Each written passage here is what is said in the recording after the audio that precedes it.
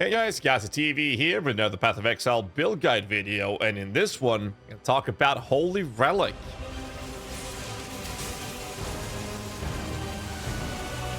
This has been a build that's been on the hot topic for quite some time, but considering how strong it is on the early stage of the game, falls off a little bit on the higher end game, while still being able to do end game content.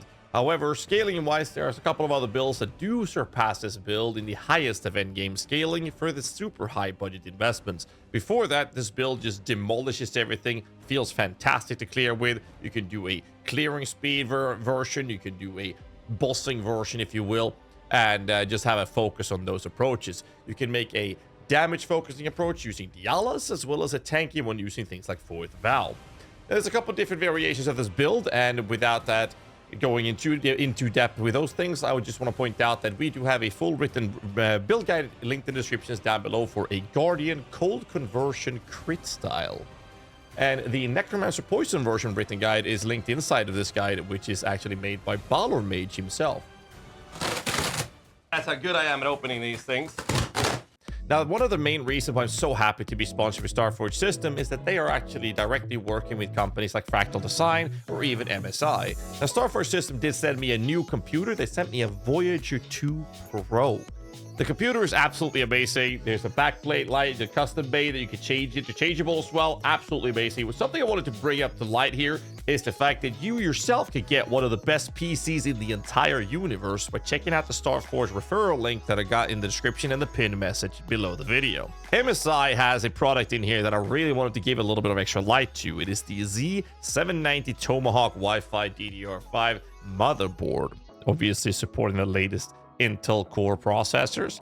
The supported DDR5 memory up to 7,800 overclock hertz, enhanced power design, PCIe 5.0 slots, Lightning Gen 5 M2 USB. One eternity later. I can list up numbers after numbers after numbers in this, and I know you're just gonna get there and your mouth is gonna start watering. You're gonna be like, yo, GHAZZY, I want one. I really want one, GHAZZY. Tell you what, I got a link down below in the descriptions for you. Don't worry, I got you.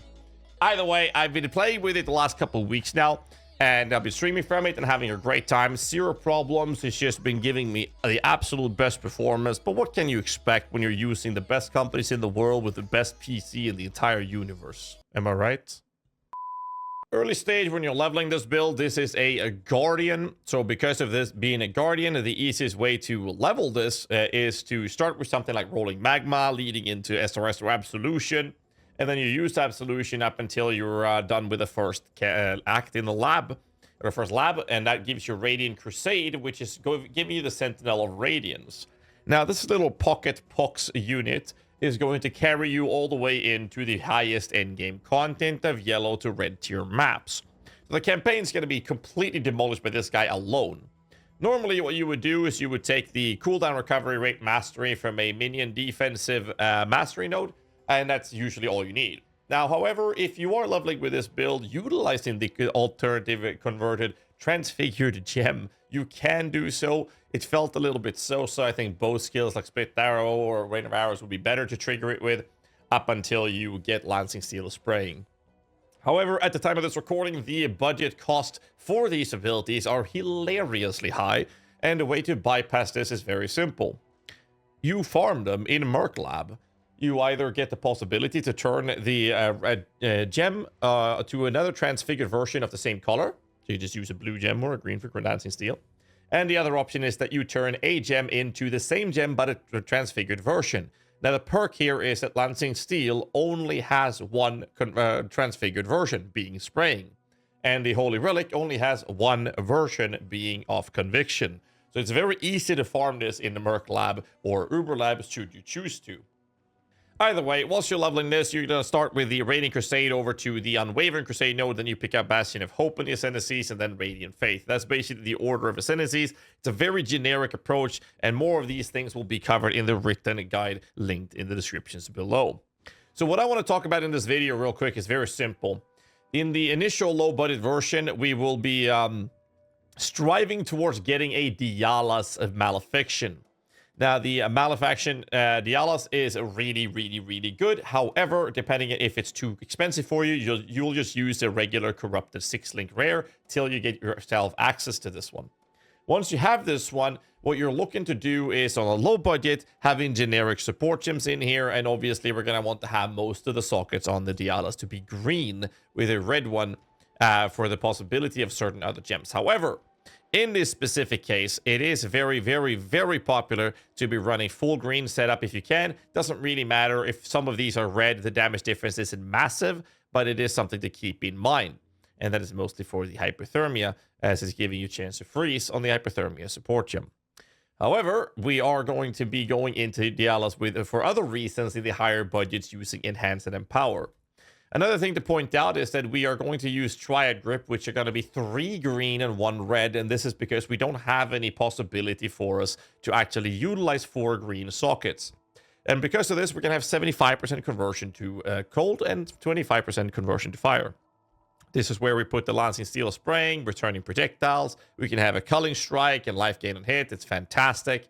And then we have the life gain and hit is going to just give us so much life because of the amount of projectiles that we're hitting with consistently. This goes into the glove.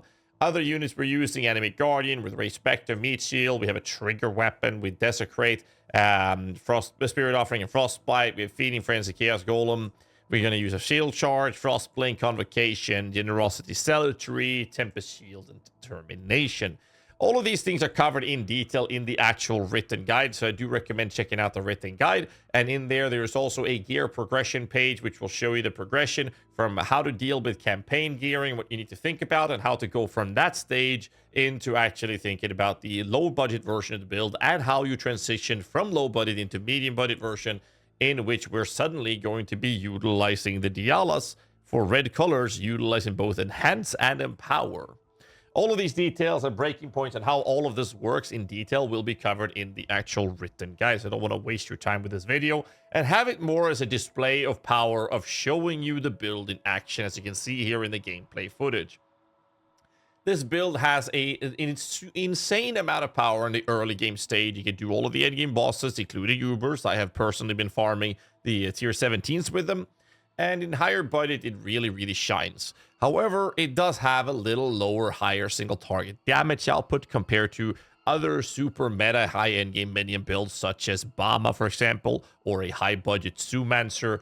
But I think that both Poison SRS and this build are kind of on par in terms of performance on the higher end, whereas the lower end, I feel like the Holy Relic is doing so much better. I'm not sure if this build is, as some people would call it, overhyped, because I really disagree with it. The playstyle is extremely comfortable. I'm having a blast playing the build. It's just really fluent. But what I do want to do with this video is point out a few options.